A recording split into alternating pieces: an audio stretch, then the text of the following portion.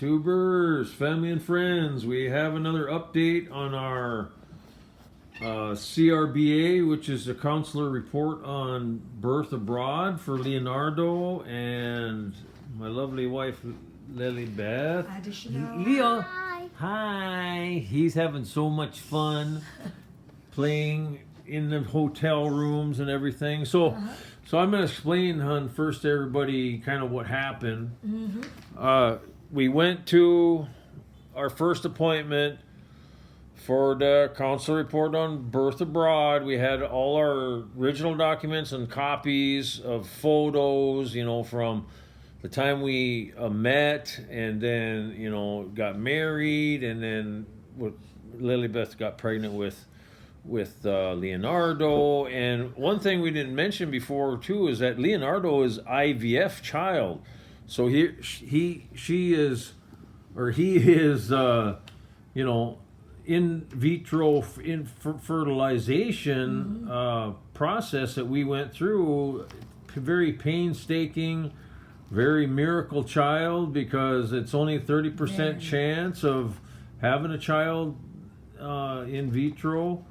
And because I had vasectomy after I had my 4 children in the U.S. So, my first wife divorced me. My second wife died of cancer, and then now Lilybeth, and so she's a miracle child, really. I mean, she was inserted with an embryo 6 months before Leo became a pregnancy for Lilybeth, and that one had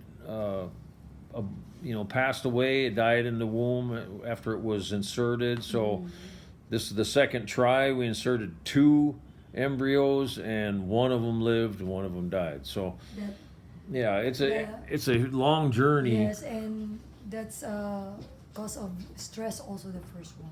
Yeah, big time. Very stressed. And it's unbelievable what you had to go through, hon, with all the injections and everything for harvesting the eggs and I mean, it's a process that only the faint of heart. If you're faint of heart, don't go through it. I mean, you really gotta have. You're such a good caregiver to me that time, because have you remember that I cannot take a shower by myself?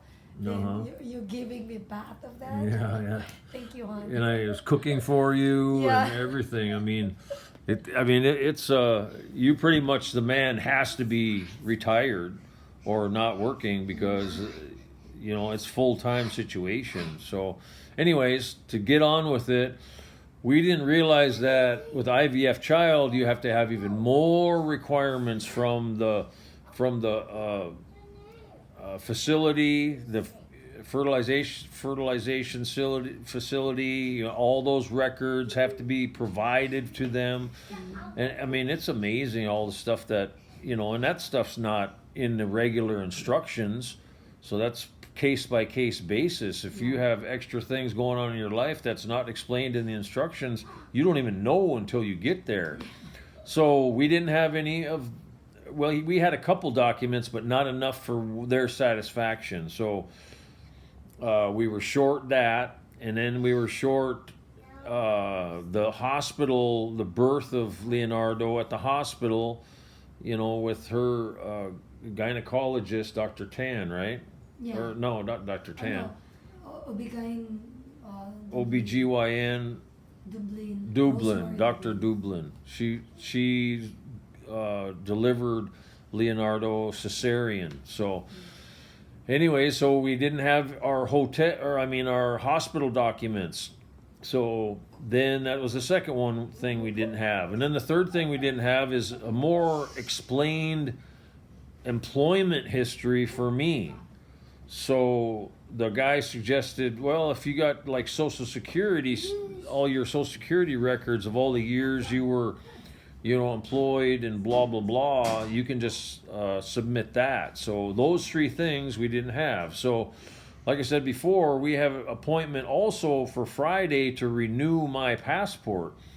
So we scrambled after we got out of the interview at the U.S. Consulate in Cebu, and we got on the phone with our most entrusted Lizelle and our cousins. He actually worked at the hotel, waterfront hotel and casino there where the U.S. Consulate is. He worked there for 11 years, so he was there at our home in Mindanao helping us back and forth on the phones, trying to scramble to get the documents photoed and then sent to us. And then we did that, and then I got online real quick and went to the Social Security website, ssa.gov, and went into my Social Security account and got all the information I needed there and downloaded them into photos and downloaded that to Lilibeth's phone. And then she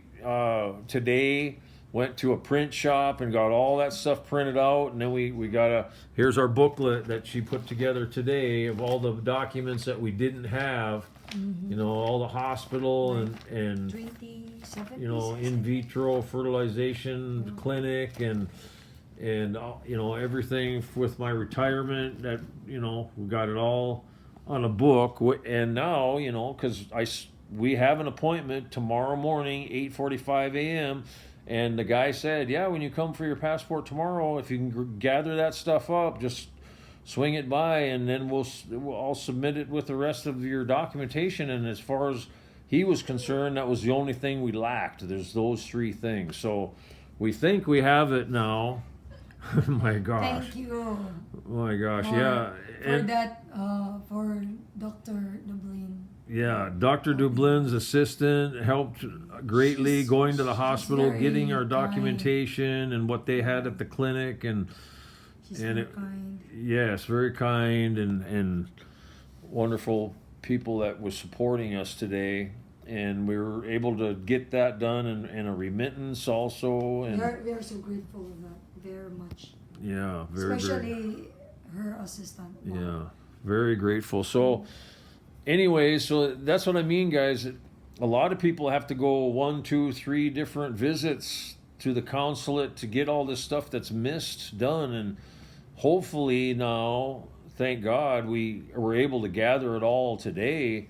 And hopefully we submit that and we'll be good to go tomorrow. So we got our 8:45 a.m. appointment tomorrow, and then we'll submit that. And then we got some reveal happening in the afternoon that we'll let everybody know then. So we just wanted to thank you all for you guys' support and prayers, and we thank God, of course, for being with us today to get all that stuff done. And we love you. And until next video, I think this is going to be part 6 of the update. So hopefully this helps you guys out in your journey, and we'll talk to you later, and God bless. Bye-bye. Are you done?